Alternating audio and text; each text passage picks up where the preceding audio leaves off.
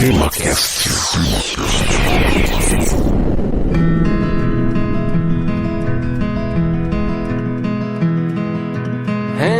many roads must a man walk down before you call him a man? Muito bem, meus amigos, está começando mais um TemaCast. Aqui é o Francisco Seixas e eu vou introduzir os meus amigos que fazem parte da equipe com uma pergunta para cada um. Igor Alcântara, quantas estradas um homem deve percorrer até ser chamado de homem?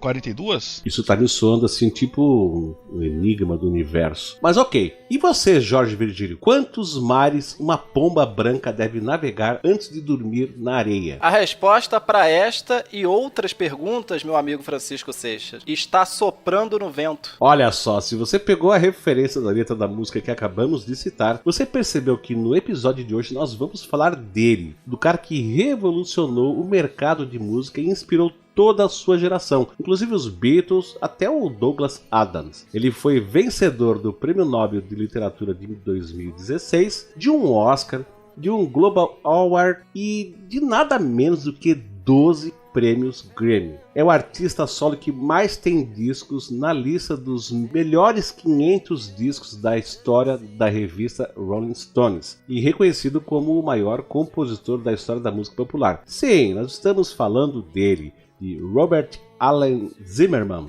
poeta e músico, mais conhecido pelo nome de Bob Dylan. Esse aqui é o TemaCast número 62, que começa agora. Mas não esqueça que logo na sequência vem a leitura de e-mails e comentários. Então, gente, bora lá! How many ears must one person have before he can hear people cry? Já que vamos falar de Bob Dylan, então começarmos logo pela infância dele, começar pelo começo, né? Então eu vou convidar o Jorge para que ele fale um pouquinho a respeito da infância do Bob Dylan. Vai lá, Jorge, é você. Então, ele nasceu no dia 24 de maio de 1941, né? Com o nome de Robert Allen Zimmerman, ou Zimmermann, em alemão, que significa carpinteiro, aí só uma curiosidade. As últimas coisas que eu lembro da época que eu fazia alemão. O parto aconteceu no St. Mary's Hospital, na cidade de Duluth, estado norte-americano de Minnesota. Filho de Abram Zimmerman e Beatrice Stone, seus avós paternos, eles fugiram do Império Russo em uma cidade hoje pertencente à Ucrânia, né, a Odessa. Eles fugiram para os Estados Unidos ali em 1905, durante o massacre aos judeus que aconteceu lá. Os seus avós maternos vieram 3 anos antes, junto com vários judeus da Lituânia que emigraram para a América ali no início do século XX. Vale um comentário aqui, né, que o antissemitismo na Europa, ele é comum ali desde o início da cristandade, ele não era exclusividade da Alemanha nazista, como muita gente pensa, né? Só para citar um caso aqui brasileiro, a própria família do Silvio Santos, eles são originários da Espanha, e eles foram expulsos da Espanha na época lá da Reconquista, que a gente chegou a comentar brevemente no episódio sobre a Inês de Castro, né? Então você vê que essa perseguição aos judeus, a criação de guetos judeus, é uma coisa muito antiga na Europa. Bom, mas voltando aqui à infância do nosso amigo Bob, né? Ele viveu em sua cidade natal Duluth, em Minnesota, até os 6 anos de idade, até que o seu pai teve pólio, né? E a família acabou se mudando ali para a cidade natal da mãe dele, Ribben, que também fica ali no nordeste de Minnesota. E ali ele viveu o restante da infância. Lá em Ribben, ele começou a ouvir rádios de blues e country de Shreveport, né, que é uma cidade do estado vizinho, em Louisiana. Depois, quando ele já era adolescente, ele passou a ouvir rádios que se especializaram em um novo estilo de música que era bem controverso naquela época, né? Ou seja, o bom e velho rock and roll. Nos anos em que cursou ali o ensino médio na Ribben High School, ele participou de várias bandas de rock que faziam covers de Elvis Presley e Little Richard. As bandas chegaram a se apresentar algumas vezes em eventos locais, mas nada ali muito sério. Aliás, o Bob Dylan não achava que o rock and roll era algo sério. Ele gostava das melodias, mas ele achava as letras vazias e desconectadas do mundo real. Ele buscava assim algo mais maduro, e foi por isso que ele deixou o rock and roll um pouco de lado e entrou de cabeça na música folk americana. Só que, claro, né, as influências do rock estavam lá dentro dele, e não tinha como ele ignorar isso. Isso foi por volta de 1959, quando ele se mudou para Minneapolis, Texas para estudar na Universidade de Minnesota. Lá ele passou a frequentar o circuito de música folk de Dinktown e nessa mesma época ele teve contato com os poemas de Dylan Thomas, um poeta do país de Gales morto alguns anos antes. Influenciado por este poeta e por toda a cultura folk, o Robert Zimmerman começou a se apresentar com o pseudônimo de Bob Dylan. Nós acabamos de falar que o Bob Dylan entrou na universidade em 59, né, em 1959, mas ele chegou a se formar, ele concluiu essa faculdade, ô Igor? Conta pra gente aí, cara. Parece que nada, viu? No final do primeiro ano, em 1960, ele largou a faculdade. E como assim, final do primeiro ano, 60, se ele começou em 59, né? Aqui vale lembrar que o ano letivo nos Estados Unidos começa em setembro de um ano e vai até o final de maio, começo de junho do ano seguinte, né? Então, ele passou, depois que ele desistiu, né, a se dedicar totalmente à música e à poesia. E aí, em janeiro de 1961, ele se muda para Nova York. E o objetivo dessa mudança era ele se apresentar em diversos shows na cidade grande, né, e conhecer o seu ídolo maior, né, na época, que era o Woody Guthrie, né, que estava nessa época muito doente. O Woody, né, ele estava internado em um hospital psiquiátrico e ele era vítima da doença de Huntington. Agora a gente vai abrir aqui um parênteses, né, só para explicar quem era esse músico que o Bob Dylan tanto idolatrava, né, que doença é essa que ele sofria. Essa doença, ou mal de Huntington, né, é uma doença neurológica, né, de origem genética que afeta as células do cérebro, levando à morte dessas células. A doença pode se manifestar entre os 35 e 44 anos de idade e começa ali com sintomas físicos, como por exemplo movimentos involuntários, e vai evoluindo para sintomas psíquicos como irritabilidade e até mesmo a demência. Já o Woody Guthrie, né, ele foi um importante músico americano. Ele nasceu em 1912 e morreu em 1967, e ele ficou famoso pelas suas músicas folk que tinham um forte teor político, principalmente pelas letras antifascistas. Na época da Grande Depressão, né, que sucedeu ali o período entre as guerras, ele viajou por todo o país e pôde conhecer diversas expressões da música popular, e isso fez com que ele desenvolvesse um estilo próprio e foi bastante inovador. E ele foi um dos maiores influenciadores de músicos como Johnny Cash, Bruce Springsteen, Joe Strummer do The Clash, o Jerry Garcia do Grateful Dead e, como você já sabe, né, o nosso Bob Dylan. E um dos maiores sucessos do Woody Guthrie é This Land Is Your Land, que você escuta agora aqui no TemaCast. This land is your land, and this land is my land. From California to the New York Island, from the Redwood A partir então de Forest. fevereiro de 1961, o Bob Dylan passou a tocar nos clubes da região de Greenwich Village, em Nova York, né, onde ele fez amizade com vários músicos importantes da música folk na época, como o Fred Newell e o Dave Van Ronk. Em setembro daquele ano, um crítico do jornal The New York Times escreveu uma crítica, né, que era super elogiosa a um show que o Dylan participou, e ele começou a ganhar uma certa notoriedade. Naquele mesmo mês, ele tocou gaita como músico contratado no terceiro álbum da cantora Caroline Hester e acabou chamando a atenção do produtor musical John Hammond. Se você não sabe quem é John Hammond, pesquise aí, né, você vai descobrir que esse cara, ele trabalhou com nomes como Aretha Franklin, Leonard Cohen, Billie Holiday, Stevie Ray Vaughan e muitos outros. Claro que alguns desses ele só viria a trabalhar depois, né, dessa data que a gente está falando agora. Mas o que importa é que em outubro de 61, esse produtor, o Hammond, traz o Bob Dylan para a Columbia Records e assim ele lança seu primeiro disco, chamado Bob Dylan, em março de 1962, pouco menos de um ano antes dos Beatles lançarem, né, o seu primeiro álbum. O disco tinha só 2 músicas originais do Bob Dylan, o restante do álbum eram covers de músicas folk e gospel. E aí ele vendeu um absurdo, né, se tornou um sucesso absoluto? Na verdade não. Esse álbum vendeu só 5.000 cópias e isso foi o bastante, né, para não dar um prejuízo, mas não foi nada além disso, não teve lucro, né? Só pagou ali a produção do disco. A gravadora ficou bem decepcionada e quis encerrar o contrato, né? Mas o Bob Dylan teve a ajuda do John Hammond e do Johnny Cash, que agora já era amigo dele, e assim ele continuou na Columbia Records, sendo usado depois, né, como gaitista em gravações ali de outros artistas da casa. Alguém estava ali gravando uma música, precisava de um gaitista, chamavam ele. Enquanto ele ainda era contratado da Columbia Records, né, o Dylan ele gravou por um selo musical e revista de folk music chamado Broadside, né? Era uma revista que vinha junto com um disquinho, né? Aqueles disquinhos pequenos. E como ele estava com um contrato com a Columbia, ele não poderia gravar por outra gravadora, então ele fez isso usando um pseudônimo, né? Que era o Blind Boy Grunt. Em 1964, a Elektra Records lançou uma antologia chamada The Blues Project, e o Bob Dylan tocou piano usando o nome de Bob Landy. Além disso, ele também tocou gaita para um disco de Jack Elliott, usando o nome de Tedham Potterhouse. tudo pseudônimo, gravando por outras gravadoras.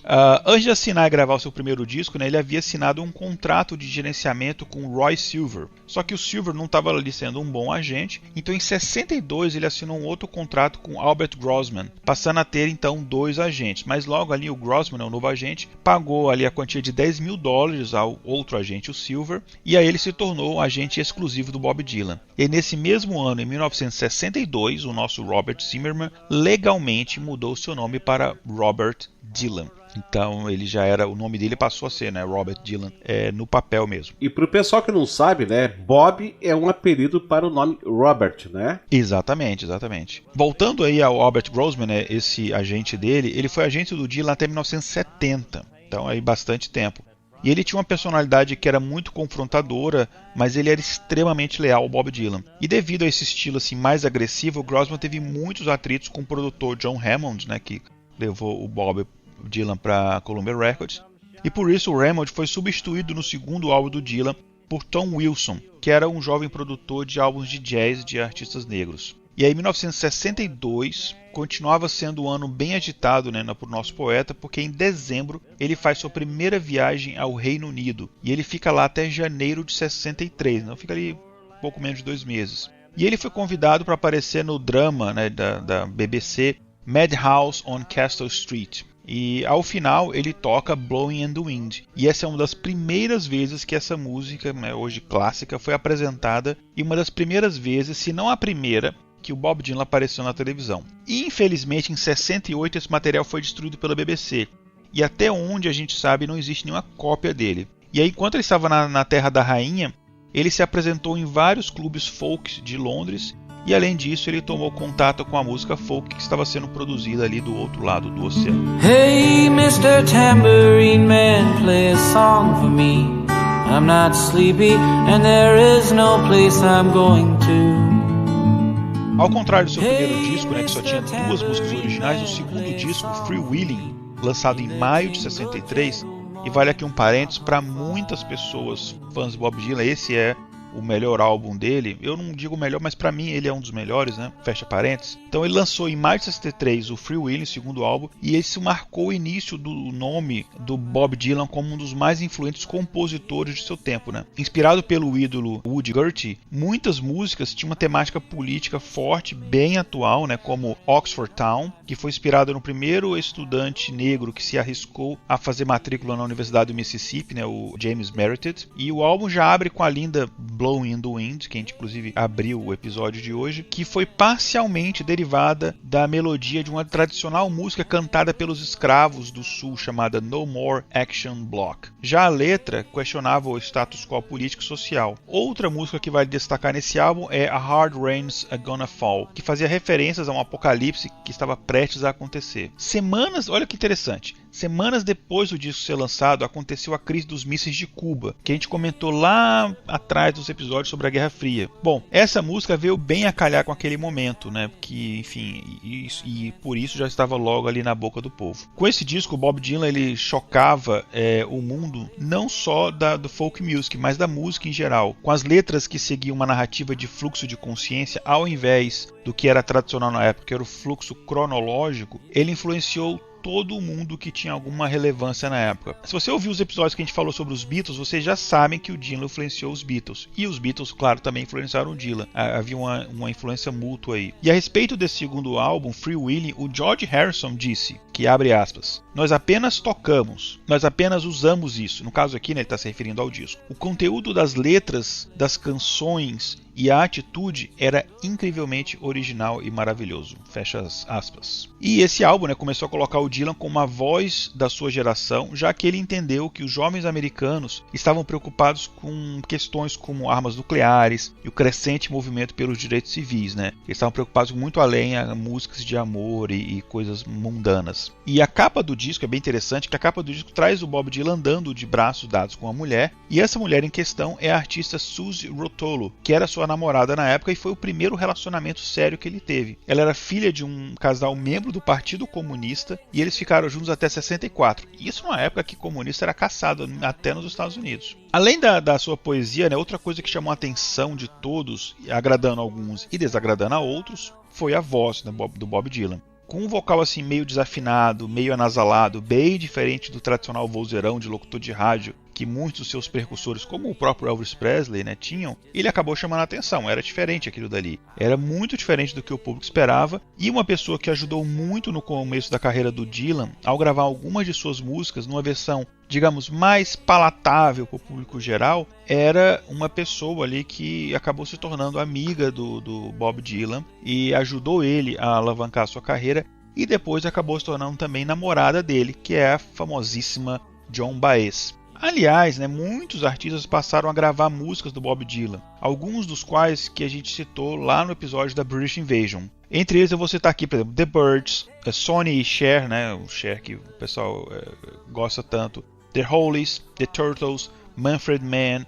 Enfim, esses artistas eles tocavam essas músicas numa pegada mais pop, enquanto Dylan e Baez mantinham-se fiéis ao folk music. E os covers eram tão diferentes, né, da versão original que o Bob Dylan tinha composto, que a CBS, né, que é uma rede de televisão aqui nos Estados Unidos, na época ela promoveu o Bob Dylan com o slogan "Ninguém canta Dylan como Dylan". E é verdade, viu? Enfim, durante as sessões, né, de gravação de Freewheeling, ele ainda gravou um single, Mixed Up Confusion. E esse single, ao contrário do álbum em si, mostrava uma experimentação do Dylan em direção ao rockabilly.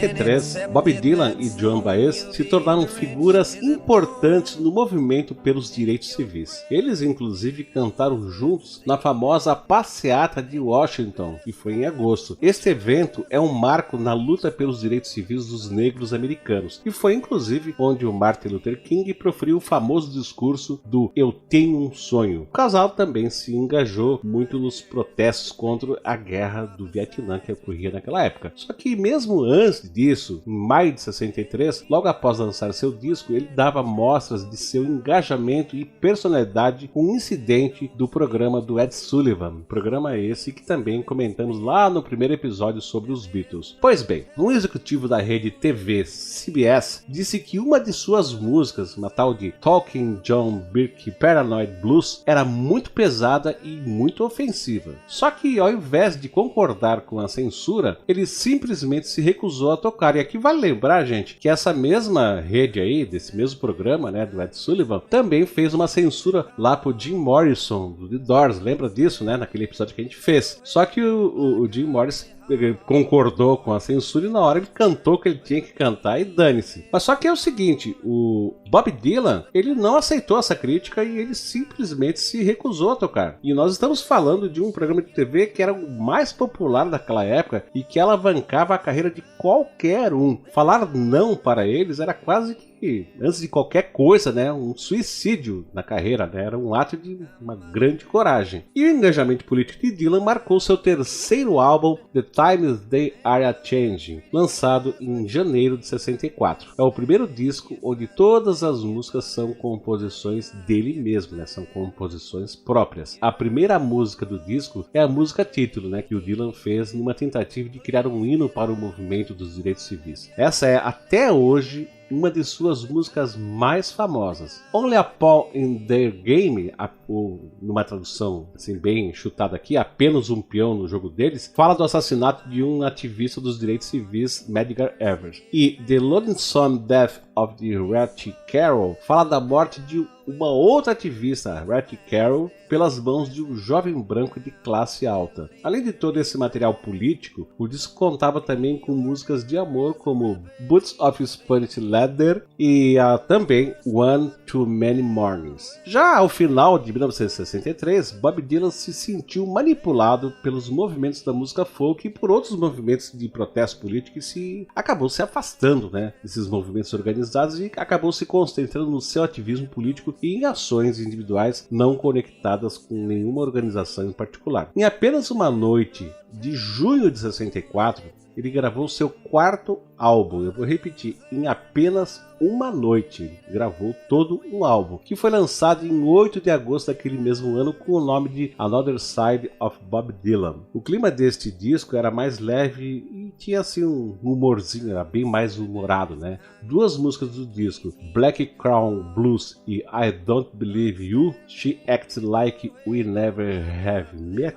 já possuem uma influência forte do rock, que logo dominaria a música do Dylan. It Ain't Me Baby era uma rejeição ao papel que lhe foi dado como porta-voz dos movimentos de mudança política. Além dessas, destacamos duas músicas, Chimes of Freedom e My Black Pages. Essa última, uma autocrítica às músicas mais, entre aspas, tropicais de seus álbuns anteriores, que agora ele considerava assim, vamos dizer assim, simples demais. Com essas músicas ele mostrava querer aumentar a complexidade de seus versos, indo para caminhos mais metafóricos e impressionistas. Na segunda metade de 1964 e em 1965, Dylan foi de compositor de música folk para o que foi chamado de música folk rock pop. Ele começou a usar óculos escuros, fosse dia ou fosse noite, não interessava, e também começou a se vestir inspirado nas bandas inglesas que agora invadiam o mercado norte-americano, como a gente já citou lá no nosso episódio sobre a British Invasion. Ele também passava a mostrar um lado bem sarcástico nas entrevistas, bem parecido com os seus novos amigos lá de Liverpool, os Beatles, que eram famosos por darem respostas meio que bizarras e cheias de humor para os repórteres. Em uma entrevista no programa Le Crane, ele foi questionado sobre um filme que ele planejava fazer. Dylan respondeu que era um filme de Velho Oeste com terror. Então ele foi perguntado se ele interpretaria o cowboy desse filme, né? Ele acabou respondendo que não, que ele ia interpretar a mãe.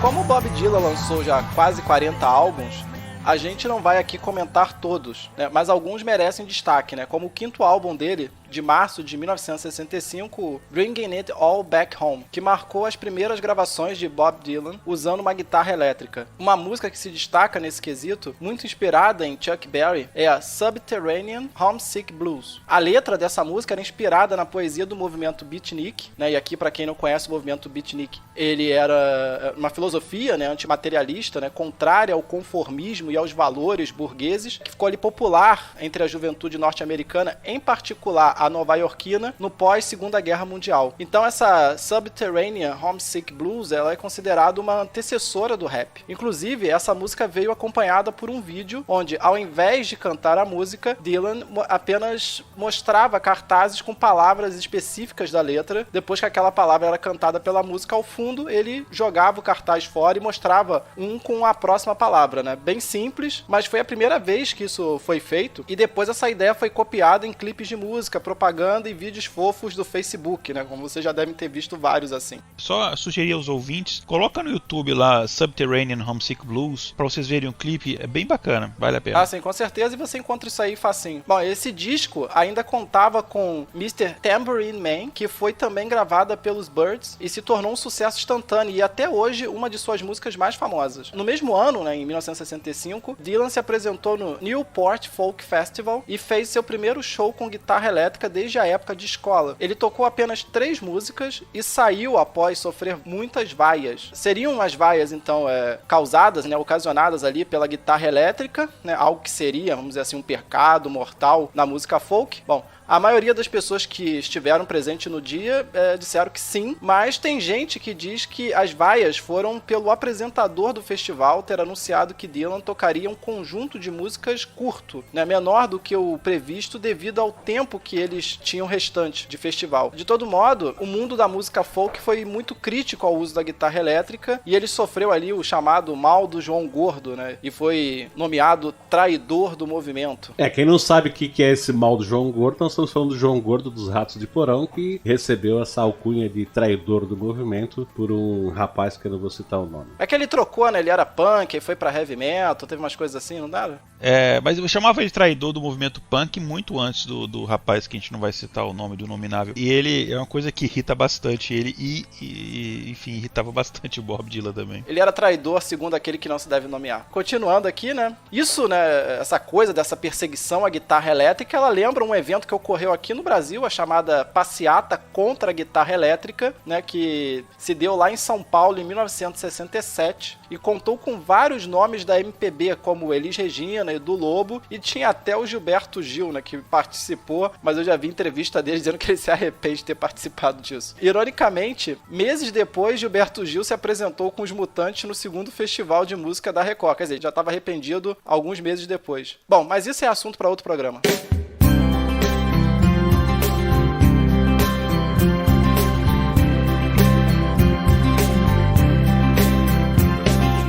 Em julho de 1965, o single Like a Rolling Stone chegou ao segundo lugar nos Estados Unidos e em quarto no Reino Unido. Com 6 minutos de duração, uma raridade naquela época, a música foi logo reconhecida como genial. Inclusive, por 2 vezes, em 2004 e em 2011, a revista Rolling Stone considerou essa música a melhor dentre as maiores músicas de todos os tempos. E, né, how convenient, né, uma música com o nome deles. Não, brincadeira. Exato, eu ia falar isso, né? Pô, se você fizer uma música com o nome de Francisco Seixas, eu vou dizer que é a melhor música que já foi feita na face da Terra, mas é só uma opinião. E, aliás, ultimamente, cada vez que eu dou minha opinião, eu levo pedrada, então esquece. Olha aí. Like Rolling Stone, o nome da banda Rolling Stones, a revista Rolling Stones tem a mesma expressão, mas nenhuma inspirou o nome da outra, porque era uma expressão comum na época que indicava mudanças. A maior emoção da vida dos Rolling Stones seria tocar, então, Like a Rolling Stone. Piadinha infame. Eles nunca tocaram, né, Igor? Não que eu saiba, mas pode ser que tenham tocado, eu não sei, enfim, mas seria interessante. Mas se eles tocarem, eu vou achar e vou botar como música de fundo aqui. Vamos lá. Bom, né, abre o 6º álbum de Dylan, o Highway 61 Revisited, cujo nome é em referência à rodovia que ia de Minnesota, terra natal de Bob Dylan, né, como a gente disse, até New Orleans, capital lá da Louisiana. Além da música que já citamos, né, podemos destacar no álbum Desolation Row, uma música de 11 minutos, é o faroeste caboclo do Bob Dylan, onde ele vai passeando por diversas personalidades como Einstein, Nero, Caim e Abel, Cinderela, T.S. Eliot e outros, né? Este é por muitos considerado o melhor álbum de Bob Dylan, lembrando sempre que esse considerados por muitos, cada um tem a sua opinião, né, Francisco? Exatamente. Aliás, por falar em opinião, eu vou dar uma opinião. Eu acho que o Bob Dylan, com essas músicas de 11 minutos, ele foi assim meio que um precursor do rock progressivo, né? Que depois veio várias bandas, né, como o próprio Pink Floyd, Emerson, Lake Palmer e outros Yes, cujas músicas tinham no mínimo isso, né, 11 minutos de duração. O Yes, o disco dele deve já ter 2 músicas, uma do lado A e do lado B. Mas você vê, o Roger Waters, ele fala que o Bob Dylan é uma grande influência mesmo. Exato. Inclusive, já que você falou do Yes, que não é o nosso tema de hoje, mas assim, por exemplo, tem uma música do Yes chamada The Gate of Delirium, que tem 24 minutos, que é uma música que eu amo de paixão, é muito legal. Mas segue aí, Jorge. Tá, ok. Bom, em 22 de novembro de 1965, né, o Dylan se casou secretamente com a ex-modelo Sarah Laund. No começo, ele negava para a imprensa ter se casado, mas isso logo foi desmentido, né? Ele e o John Lennon, né? O John Lennon também não foi, Igor? O John Lennon também meio que escondeu o casamento dele, né? Com a primeira esposa dele, né? Sim, quando ele casou com a Cynthia Lennon, perguntavam se ele era casado e falou não, era solteiro. Isso quando assim que estourou a bitomania, né? Exato, era pra não perder a audiência das menininhas, né? Perder as fanzocas. Exatamente. Naquela época o povo era tão inocente, né? Em 6 de janeiro de 1966, nasce seu primeiro filho, né? O Jesse Dylan, que hoje é diretor de cinema e de clipes musicais. Foi ele, inclusive, quem dirigiu o clipe do Yes We Can, né, usado lá na campanha do Barack Obama para presidente. Ele é o mais velho dos 6 filhos de Dylan incluindo Maria Dillon, que foi adotada. Os outros filhos são Anna, Samuel, Jacob e Desiree. Jacob Dylan também seguiu a carreira do pai com até um pouco de sucesso, né, ganhando 2 Grammys. Em 1966, ele lança seu 7º disco, né, o Blonde on Blonde, gravado em Nashville, e entre abril e maio ele faz uma turnê pela Austrália e Europa. Cada show era dividido em 2 partes. Na primeira, ele tocava sozinho, só com violão e gaita. Na segunda parte, ele trazia uma banda de apoio, os Hawks, e tocava com guitarras, baixo e bateria. Esse contraste desagradava a muitos fãs. Houve muito confronto entre ele e o público em alguns shows, e em Manchester, na Inglaterra, por exemplo, houve um fã que gritou Dylan chamando de Judas, que Dylan respondeu chamando o fã de mentiroso, e voltou-se para a banda e mandou que eles tocassem ali o mais alto que pudessem, e eles tocaram a última música da noite, que era justamente a Like a Rolling Stone. As pessoas mais próximas, né, relatam que nesta turnê de Bob Dylan, ele estava completamente exausto, já que eram quase 5 anos de uma rotina pesada, né, e estava usando ali muitas drogas, incluindo heroína. Isso mesmo após voltar da turnê, porque havia toda uma rotina de apresentações na TV, shows, além da sua editora lhe cobrar os manuscritos de seu poema/novela Tarântula. Sob tamanho estresse, no dia 29 de julho de 1966, Bob Dylan bateu com a sua motocicleta Triumph Tiger perto de sua casa em Woodstock, lá no estado de Nova York. Ele quebrou várias vértebras e várias costelas também. Esse acidente ainda ele é envolto em muito mistério, já que nenhuma ambulância foi chamada e ele não foi hospitalizado, sendo tratado por médicos particulares em casa. De todo modo, esse acidente deu a ele a chance de um descanso e ele não voltou à turnê pelos próximos 8 anos, com exceção de algumas aparições públicas esporádicas. Coincidentemente, neste mesmo ano, os Beatles, né, anunciaram que não mais se apresentariam ao vivo. Depois de se recuperar do acidente, ele voltou ao seu trabalho criativo editando um filme com cenas de sua turnê anterior. O filme foi exibido em alguns festivais, mas a rede de TV ABC ou ABC rejeitou transmiti-lo porque julgou que a película era incompreensível para o público em geral. Em 1967, ele começou a gravar no porão de sua casa e na casa de sua banda de apoio, o Hawk, uma série de músicas. Algumas foram usadas por outros artistas da época. Em 1975, a Columbia Records liberou algumas dessas gravações em um álbum chamado The Basement Tapes. Bem mais tarde, né, um lançamento mais completo, com 107 músicas em 5 CDs, foi lançado com o nome The Genuine Basement Tapes. Nos meses seguintes, o Hawk gravou um disco próprio, né, o Big Pink, e o lançou já com o nome da banda alterado para The Band. Lembra lá do Woody Guthrie, né, que a gente citou no começo do cast? O grande ídolo do Bob Dylan? Pois bem, ele morreu no dia 3 de outubro de 1967 e o Bob Dylan tocou em um show em sua homenagem no Carnegie Hall em 20 de janeiro do ano seguinte. No final de 1967, ele lança o disco John Wesley Harding e fica 1968 sem lançar qualquer disco. Em 1969, sai seu 9º álbum, o Nashville Skyline, com músicas folk country, incluindo um dueto com seu amigo Johnny Cash em Girl from North Country e o clássico Lay Lady Lay. Ainda em 1969, ele rejeitou inúmeros convites para tocar em um festival que aconteceria ao lado de sua casa. Estou falando, é claro, do Festival de Woodstock. E olha só, esse festival de Woodstock, a gente citou ele lá no episódio número 2, se eu não me engano, onde eu estava sozinho no TemaCast e a gente fez o episódio a respeito do movimento hippie.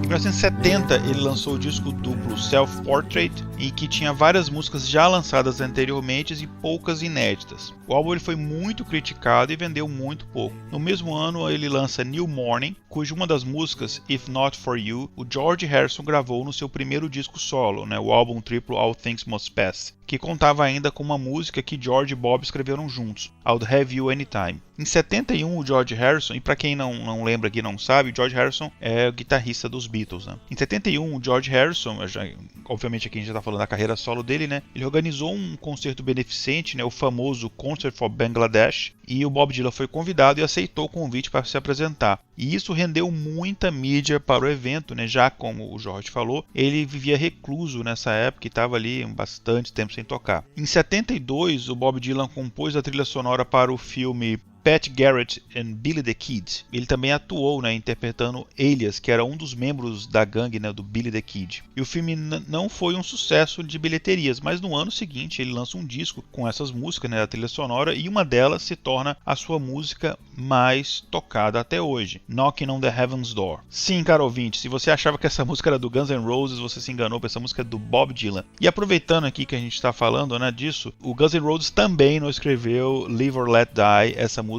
é do Paul McCartney. Para com isso, que você tá acabando com meus sonhos. Pois é.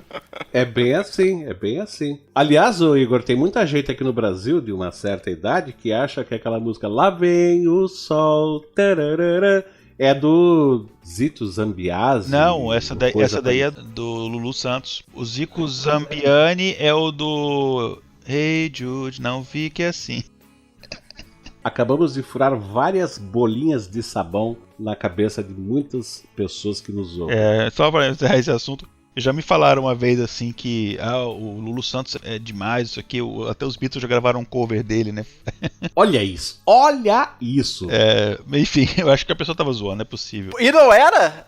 Eu tô surpreendido aqui, cara. Cada tema cast é uma novidade. Pois é, mas voltando aqui para os anos 70, o Bob Dylan, né, ainda em 72, né, o governo americano estava cogitando deportar o John Lennon e Yoko Ono por porte de maconha, e um grande protesto aconteceu, sendo que o Bob Dylan era um dos membros desse grupo que pressionava o governo a deixar o John e Yoko permanecerem vivendo em terras americanas, né? Enfim, todo mundo sabe que nenhum dos dois eram cidadãos americanos, mas estavam morando em Nova York. Em 73, o contrato com a Columbia Records se encerrou e ele assinou com a Zillion Records. E o próximo álbum, Plant Waves, que ainda usava essa The Band como banda de apoio, contava com uma música que se tornou bem popular, Forever Young. Aí o ouvinte, nossa, Forever Young, calma, não é aquela Forever Young do Alphaville, que é mais famosa. Essa é menos famosa, é uma outra música, e só para ficar claro que não é a mesma música, você vai ouvir um trechinho pequeno dela agora aqui no TemaCast. Exato, vai ouvir um trechinho do Forever Young do Alphaville e um trechinho do Forever Young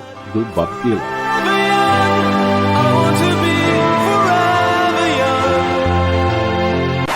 Renegava, né, as músicas que o tornaram famoso, né, porque ele, enfim, era um homem convertido, etc. E ele foi muito criticado pelos seus fãs mais antigos, por vários artistas, incluindo o seu grande amigo ali, o John Lennon, que, por exemplo, gravou a música Serve Yourself em resposta à música do Bob Dylan, Gotta Serve Somebody. Ô Igor, então explica pra gente em português o que significou essa retaliação aí, ou essa contrapartida do John Lennon. O que significa, então, Serve Yourself em resposta agora Serve Somebody? Com certeza. Bom, Gotta Serve Somebody, a música do Bob Dylan, o título quer dizer você tem que servir a alguém. E a música que o John Lennon escreveu, que é Serve Yourself, quer dizer sirva a você mesmo. Exato, então foi assim uma pancadinha bem forte do John Lennon, né? E o John Lennon fazia bastante isso, inclusive. O Paul McCartney lançava músicas, e aí o John Lennon lançava música resposta a ele, ou o Paul lançava música em resposta à música que o John tinha composto. Ficava trocando alfinetadas, assim.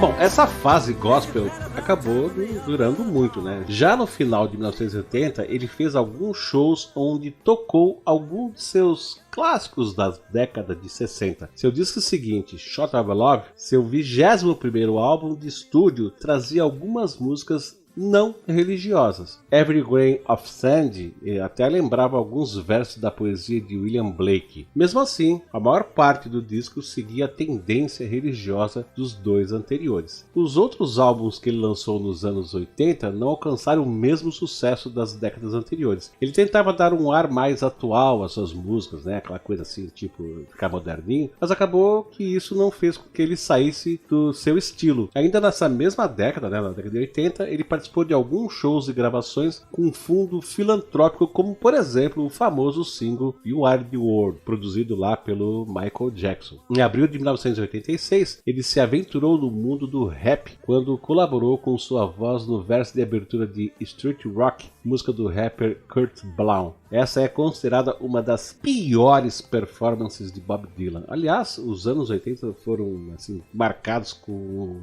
os anos piores em termos de venda de discos para ele até então. Era praticamente um fracasso atrás de outro fracasso. Mas nem tudo foi assim tão ruim para ele nessa década. Vamos então listar algumas coisas positivas. Para começar, em 86 ele se casou pela segunda vez. Agora foi com a Caroline Dennis, com quem ficou casado até 1992. Após se divorciar dela, ele nunca mais se casou de novo, que a gente saiba, né? Como ponto positivo dessa década, em 88 ele entrou para o Hall da Fama do Rock and Roll, com o discurso de abertura sendo proferido pelo Bruce Springsteen, que disse o seguinte: Bob libertou nossa mente assim como Elvis libertou nosso corpo. Ele nos mostrou que só porque a música era naturalmente física não significava que fosse anti-intelectual. Outro bom destaque nos anos 80 foi no final da década. Foi uma banda criada por ele, George Harrison, Jeff Lynne, Roy Orbison e Tom Petty, o Traveling Wilburys. A banda nasceu assim, tipo, por um acontecimento, por acaso. Esses músicos se reuniram na casa de Bob Dylan em Santa Mônica, na Califórnia, para gravar uma faixa para o próximo disco de George Harrison. Tipo assim, um encontro de amigos, músicos, cantores. Vamos ajudar aqui o George Harrison. No final,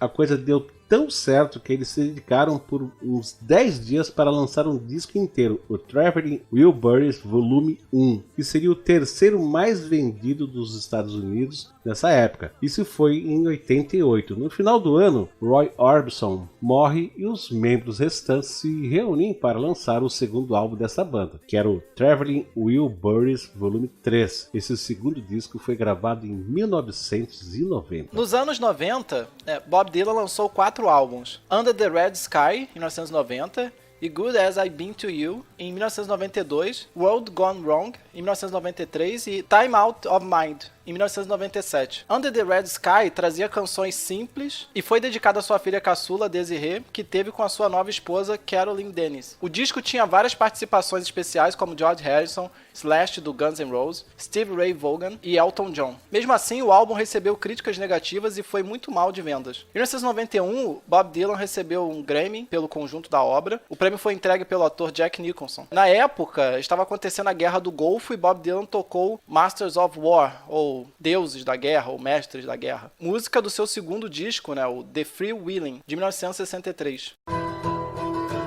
From your masters of war, you that build the big guns, you that build the Em 1994, ele, assim como vários outros artistas, gravou 2 shows ao vivo para o projeto MTV Unplugged. Ele queria gravar canções do folk tradicional, mas os executivos da Sony insistiram para que ele tocasse os seus maiores sucessos. Neste mesmo ano, algumas pessoas próximas disseram que ele largou o consumo de álcool, e segundo essas mesmas pessoas, isso fez ainda mais introvertido e mais antissocial. Em 1997, Dylan foi hospitalizado com grave risco de morte devido a uma infecção no coração. A turnê que ele tinha agendada pela Europa foi cancelada, mas ele acabou se recuperando rapidamente e deixou o hospital dizendo que chegou a pensar que iria encontrar o Elvis. No meio do ano, ele já estava de volta à estrada e se apresentou para o Papa João Paulo II na Conferência Eucarística Mundial. O Papa leu para o público de 200 mil pessoas um sermão baseado na letra de Blowing the Wind. Por fim, em setembro de 1997, Bob Dylan finalmente voltou para a lista de discos mais vendidos com Time Out of Mind. Ele ficou entre os 10 mais vendidos dos Estados Unidos e ganhou o Grammy de Álbum do Ano. Em 1999, para fechar a década, ele saiu em turnê com Paul Simon,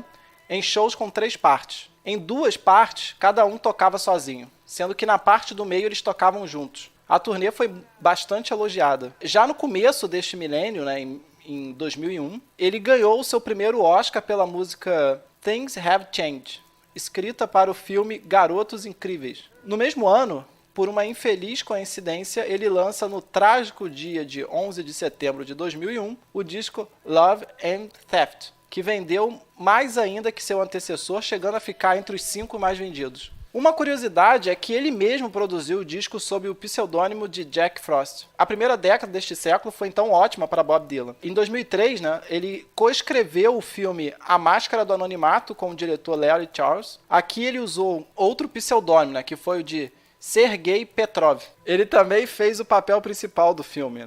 Em 2004, ele publicou a primeira parte de sua autobiografia, Crônicas, Volume 1. E em 2005, Martin Scorsese lança um aclamado filme sobre a vida de Bob Dylan, No Direction Home. Seguindo a tendência de crescimento, em 2006 ele lança, né, o disco Modern Times, seu 32º álbum de estúdio, que chega ao primeiro lugar tanto nos Estados Unidos quanto na Inglaterra. Era o terceiro álbum na sequência a vender bem e o terceiro da década no estilo blues e rockabilly. O disco foi um sucesso de crítica e de vendas e calou os críticos que nos anos 80 e 90 diziam que a carreira de Bob Dylan tinha acabado e ele não seria capaz de emplacar nada novo. Este disco foi indicado ao Grammy em 3 categorias e ganhou prêmios: Melhor Álbum de Folk e Melhor Performance Vocal para a música Someday Baby. E olha só que interessante, pessoal. Em 2007, um estudo mostrou que nos decretos de juízes e advogados dos Estados Unidos, o compositor mais citado de longe era Bob Dylan, com 186 citações, contra os Beatles, que ficaram em segundo lugar com 74. Além de cantor, escritor, compositor, ator e roteirista, ele também se tornou radialista. Aliás, se ele quiser se tornar podcaster, o TemaCast já se antecipa em convidá-lo para gravar com a gente. Mas depois só vai ter o trabalho de traduzir, né? Mas fora isso, está convidado. Bom, mas vamos falar da carreira dele no rádio. No dia 3 de maio de 2006, foi a estreia de Dylan como apresentador de rádio. Ele apresentava um programa semanal chamado Theme Time Radio Hour, com uma seleção de músicas relacionadas a um tema específico. Olha aí, o cara pode trabalhar um tema cast mesmo. Ele tocou no programa artistas desde os anos 30 até alguns contemporâneos, como Blur, Prince, LL Cool J, The Streets, The Kinks e muita coisa boa. Durante o programa ele ainda contava histórias e fazia referências das mais diversas usando seu humor sarcástico. Foram 100 programas, sendo o último, cujo tema era Despedida, transmitido em abril de 2009. A música final foi de seu ídolo Woody Guthrie, So Long, It's Been Good to Know You. Além de tudo isso que falamos, ele também é pintor. Bob Dylan tem quadros expostos em museus e galerias do mundo todo e algumas capas de seus discos foram pintadas ou desenhadas por ele, como Self Portrait e Planet Waves. Desde 1994, ele publicou 7 livros com pinturas e desenhos.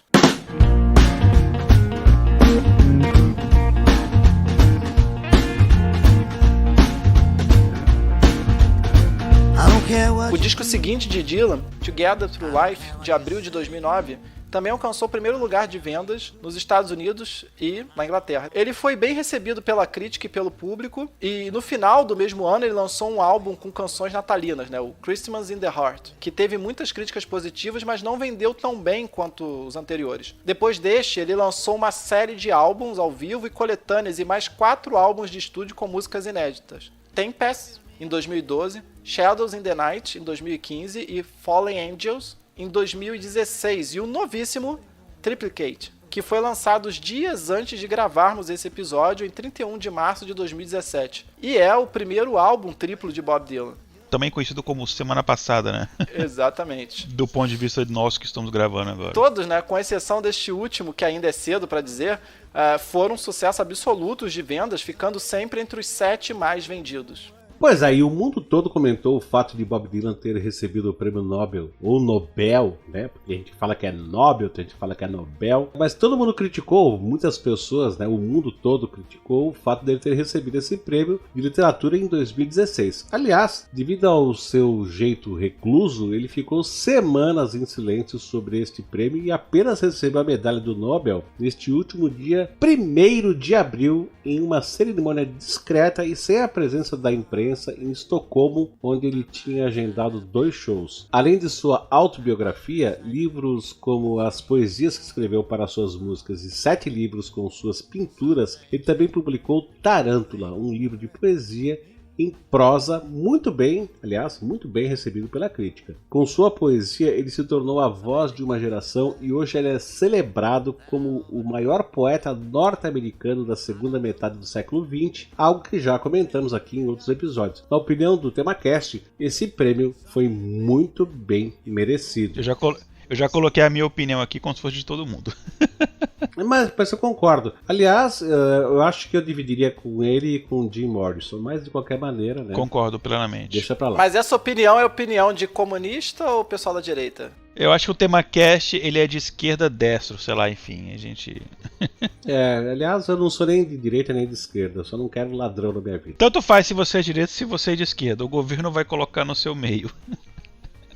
Vai, exato. Mas olha só, além do prêmio Nobel, ou Nobel, como já citamos nesse episódio, ele também ganhou um Oscar e um Globo Award por melhor música e também, como já dissemos, 12 Grammys, tendo mais de 40 indicações. Além disso, ele recebeu inúmeras premiações e homenagens no mundo todo. Dos seus quase 40 álbuns de estúdio, 11 estão na lista da revista Rolling Stones de 500 melhores álbuns de todos os tempos, sendo o melhor cotado deles, Highway 61 Revisited, que aparece em quarto lugar atrás apenas de 2 discos dos Beatles, e agora o Igor vai ter um colapso, Sgt. Pepper's e Revolver, e um dos Beach Boys, o Pet Sounds. Ele é o artista que mais vezes aparece nessa lista, na frente dos próprios Beatles, que possuem 10 discos. Bom, mas aí o Igor pode até chiar e falar assim que o primeiro lugar é do John Lennon, porque se somar os 10 dos Beatles e mais 2 que o John Lennon tem na carreira, são 12. Mas o episódio é sobre o Bob Dylan e não sobre os Beatles ou sobre o John Lennon. Então, eu sei que ele é fã e até foi num show, né? Lá no Dolby Theatre em Hollywood. Fui no show e tô aqui calado, não falei nada. Enfim, realmente o episódio é do Bob Dylan e é dele que a gente vai falar. Mas olha só, ainda sobre a revista Rolling Stones, ela o coloca em primeiro lugar na lista de maiores compositores de todos os tempos, à frente de Paul McCartney em segundo e John Lennon em terceiro. E a música Like a Rolling Stone também está em primeiro lugar no ranking de maiores músicas de todos os tempos, eleita pela revista Rolling Stone. Olha só, com 120 milhões de discos vendidos, eu vou repetir, 120 milhões de discos vendidos no mundo todo, ele construiu e continua construindo um legado que vai durar talvez para sempre. Descrito pela revista Time como uma das pessoas mais influentes do século XX. Então o presidente Barack Obama disse em 2012 que não havia ninguém maior do que Bob Dylan na história da música americana. Muito do que nós temos hoje na música devemos a ele. Foi ele quem primeiro enfrentou as gravadoras e se impôs não apenas como um intérprete, mas como um artista completo. Ele compunha a melodia e letras de músicas, tocava e cantava. Isso começou com ele e abriu as portas para todo mundo depois dele que fez isso. Ele influenciou mais de uma geração de Beatles, que não escondiam isso de ninguém absolutamente, né? A Jay-Z, passando por quase todo mundo nesse intervalo de tempo, até gente que você nem imagina, como o Joe Strummer da banda punk inglesa The Clash. Estudado por acadêmicos do mundo inteiro, ele já foi tema de conferências e estudos em universidades como Stanford, Harvard, Oxford, Berlim, Yale e outras, lá em Tóquio, por exemplo, e outras muitas, né? Foi ele que trouxe pro rock, né, e pra música popular uma seriedade e eruditismo que ninguém imaginava ser possível. E nós encerramos esse episódio que tivemos a honra de apresentar com uma frase de um dos melhores amigos de Dylan que ele teve na vida toda, né, que foi o John Lennon, que disse o seguinte, abre aspas, eu o amava porque ele escreveu muita coisa bela. Eu costumava amar o trabalho dele, que era chamado de protesto, mas mais do que isso, eu gosto do som que ele faz. Eu não preciso entender as suas palavras. Aliás, ele costumava vir até mim e dizer, escuta isso, John, você ouviu essas palavras? E eu dizia, isso não importa, Bob. Apenas o som é o que conta. Você não precisa saber o que ele dizia, apenas ouvir a forma como ele dizia. Eu o respeito muito. Posso dizer que ele até hoje é uma das minhas maiores influências. Eu amo Bob Dylan.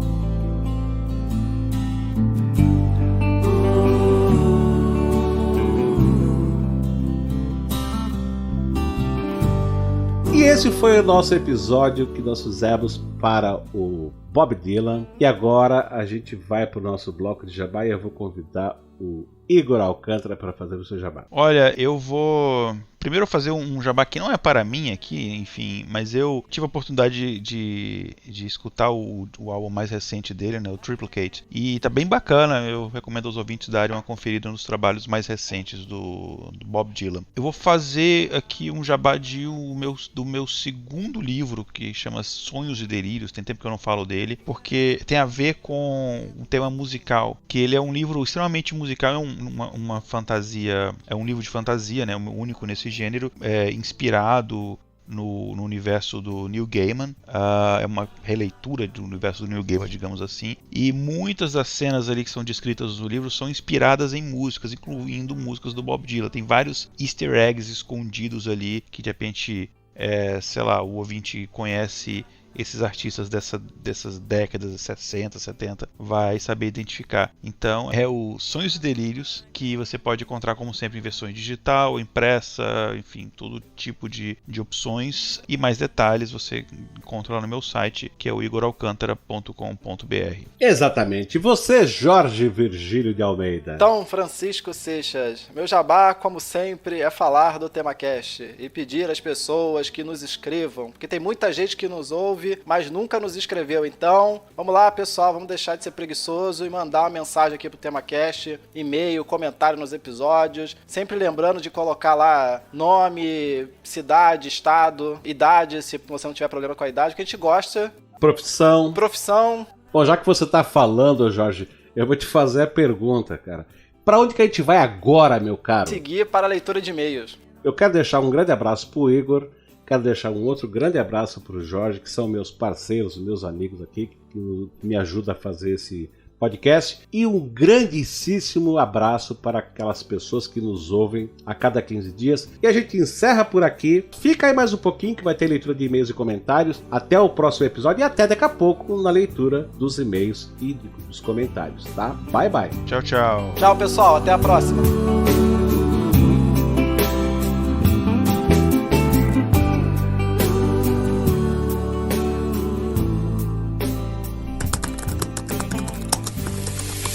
E-mail. Comentários.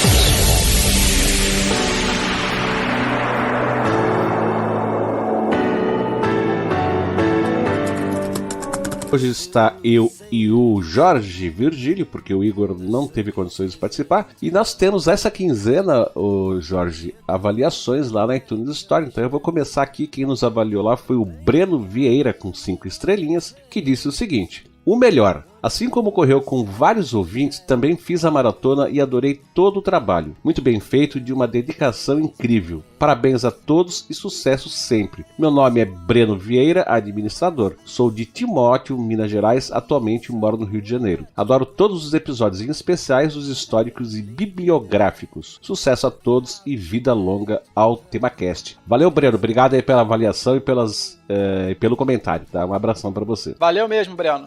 E também, Francisco, nos escreveu lá na iTunes Store, né, o Léo Calvancante, ele nos deu 5 estrelas também, e disse assim: recomendo a todos, podcast com qualidade em seu conteúdo e execução, temas aprofundados, sem abordagem ideológica e seriedade no trato do tema, linguagem de fácil compreensão a todos. É minha recomendação constante a todos. Olha aí, finalmente alguém que acha que a gente não é ideológico. Pois é, né, cara? E, no fundo, eu não acho que nós sejamos ideológicos, mas, né, sempre tem aqueles que acham que a gente é da esquerda, ou que a gente é da direita, e enfim, mas valeu aí pelo teu comentário e pela avaliação, tá, Léo? Um abração pra você. E finalmente, a terceira avaliação que nós tivemos lá na iTunes Store foi feita pelo Inácio Fernandes, que disse o seguinte: excelente podcast, um dos melhores podcasts dos mais de 80 que ouço. Dá para perceber o cuidado, o zelo e o grande trabalho de pesquisa que é feito antes de cada episódio. Do lado de cá, eu sinto como se fossem produzidos com a alegria e empolgação de quem está descobrindo coisas novas, passando longe da arrogância comum de quem acha que sabe tudo, e com muita vontade de repassar os conhecimentos. Parabéns pelo trabalho e pela escolha dos temas. Ô Inácio, muito obrigado, cara, e realmente você acertou na mosca. Eu tenho certeza que, assim como eu, tanto o Igor e o Jorge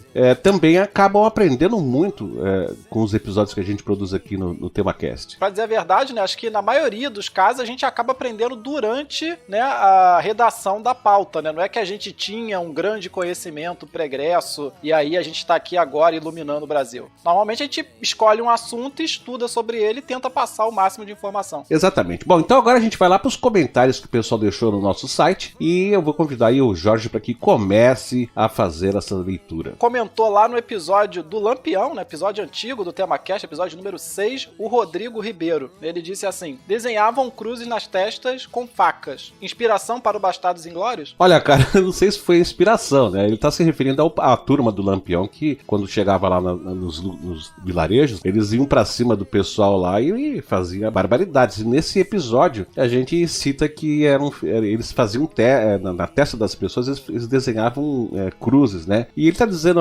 perguntando se foi inspiração para o filme Bastardos Inglórios, que é um filme do Tarantino, né? Que eu não vou discorrer muito aqui, mas que tinha assim bastante violência, inclusive eram 8 soldados judeus que perseguiam os nazistas na época da Segunda Guerra, e uma das coisas que eles faziam era exatamente retalhar o pessoal com navalha. E olha só, e a gente vai ler mais um comentário feito pela mesma pessoa, que é o Rodrigo Ribeiro, que inclusive fez vários outros comentários, que com certeza ele está fazendo a maratona no TemaCast. Então, lá no episódio sobre a escravidão, episódio 41, ele deixou o seguinte comentário: veja o artigo sobre a tal novela. A gente citou no episódio que existia uma novela na Rede Globo, lá, sabe lá, Deus, nos anos 70, sei lá, chamado A Cabana do Pai Tomás. Então, ele deixou no comentário dele o link para um texto no Wikipedia que fala sobre essa novela citada. Valeu, cara, obrigado aí pelo seu link, tá? Pois é, Francisco, que ele também comentou lá no Barão do Rio Branco, no episódio número 22. Ele disse assim: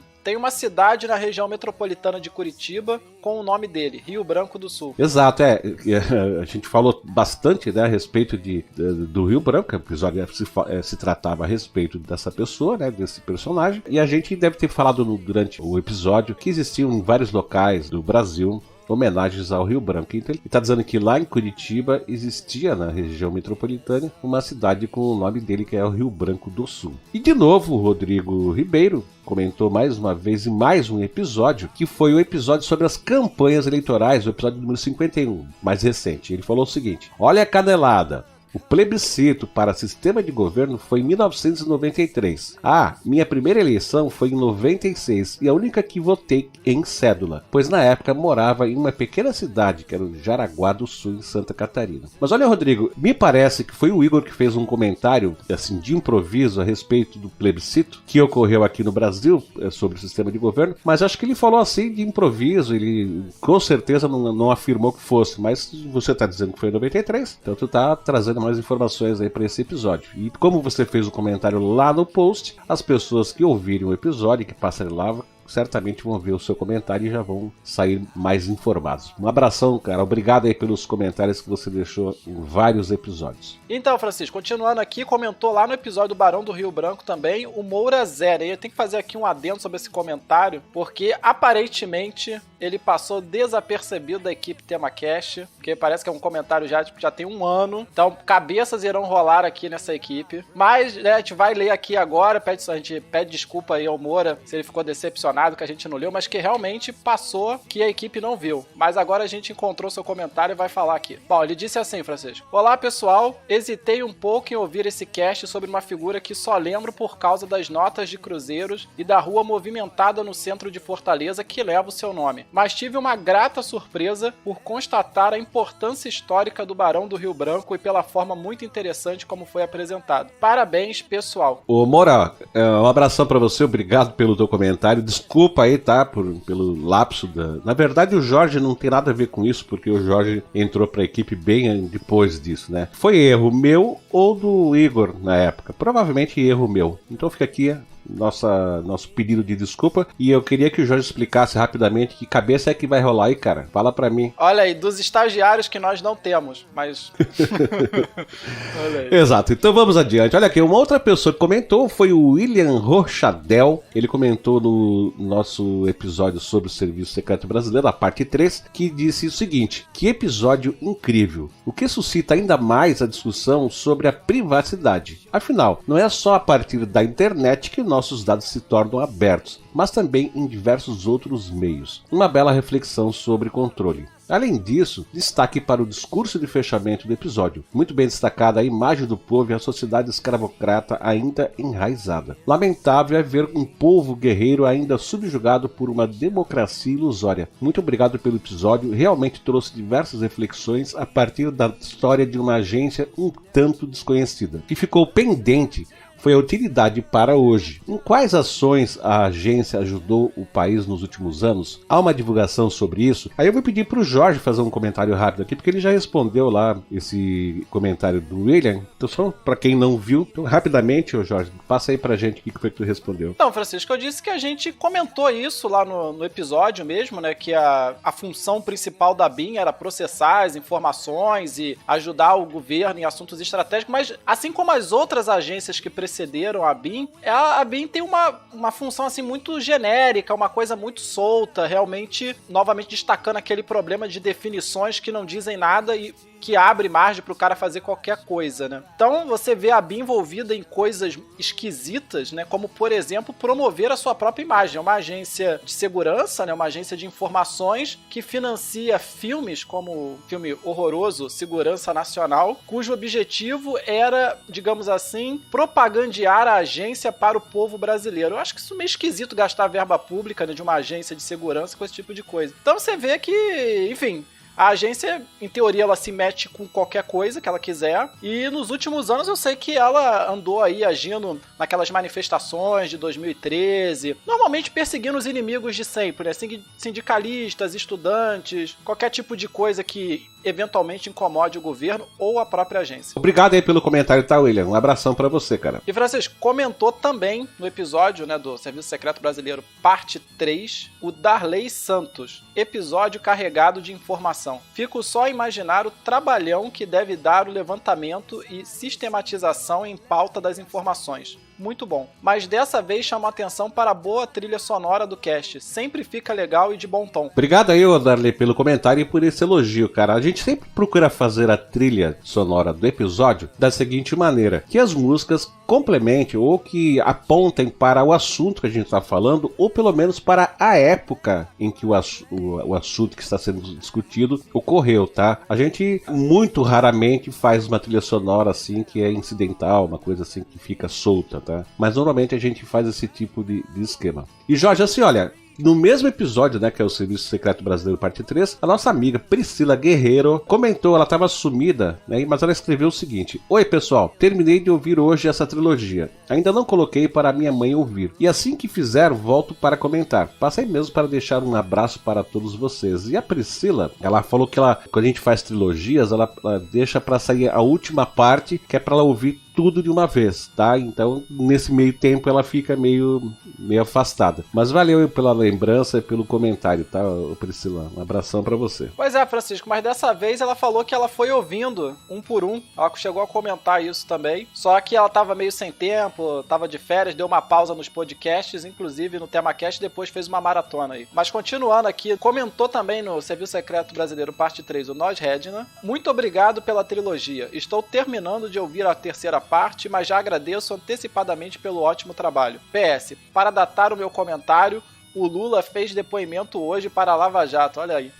Pois é, datou legal, ficou datado, não vai ter como não saber o dia que você comentou. Mas olha só, a gente quer deixar aqui o nosso muito obrigado, tá, pelo teu interesse em vir comentar. Um abração para você, Nós Redna. Mas Jorge, agora a gente vai para a leitura de e-mails e dessa vez, nessa quinzena, somente uma pessoa nos enviou e-mail. Então, por favor, leia pra gente. E foi, né, Francisco, Plínio Júnior Ataliba. Ele disse o seguinte: parabéns ao TemaCast, o melhor podcast de história das internets. Sei que não é só de história, mas já viralizou. Olha aí, Francisco, não é só da internet, é das internet, de todas elas. Pois é, inclusive, sabe que esse jargão que a gente não é um podcast só de história, mas é de história, isso meio que pegou, e acho que quem começou essa conversa foi um amigo nosso, o Cliff Rodrigo, que já participou inclusive do TemaCast, que é professor de história, e que uma vez ele fez um comentário desse tipo lá no grupo do Saiba Mais, dizendo que o TemaCast era o melhor podcast de história sem ser de história. Então, a coisa meio que grudou nisso aí, e hoje as pessoas se referem ao TemaCast dessa maneira. Mas assim, ó, Plínio, um abração pra você, obrigado pelos elogios, tá, cara? E continue com a gente. E era isso que a gente tinha pra hoje. Olha só, gente, não se esqueçam de acessar a página do TemaCast lá no Facebook, no endereço facebook.com/TemaCast. E olha só, quando vocês forem lá visitar a gente, dê uma curtidinha na página, tá? E também tem o nosso grupo lá no Facebook, que vocês podem acessar através do link temacast.com.br/saibamais, tudo juntinho, tá? Lá você irá interagir com todos os outros ouvintes que estão inscritos nesse grupo e também com a gente aqui da equipe do TemaCast. O link para esse grupo também está no post desse episódio. Aguardamos também, né, seus e-mails, mensagens de voz, comentários e pedimos para que passem lá na iTunes Store e nos avaliem com 5 estrelinhas e deixem um comentário que será lido aqui, tudo bem? E quando entrar em contato conosco, não se esqueçam de dizer sua profissão, estado e a cidade de onde está falando. Se possível, digam também a sua idade. É isso aí, então a gente fica por aqui, pessoal. Até a próxima leitura de e-mails e até o próximo episódio. Um abraço para todos vocês. Tchau, tchau. Tchau, pessoal. Até a próxima.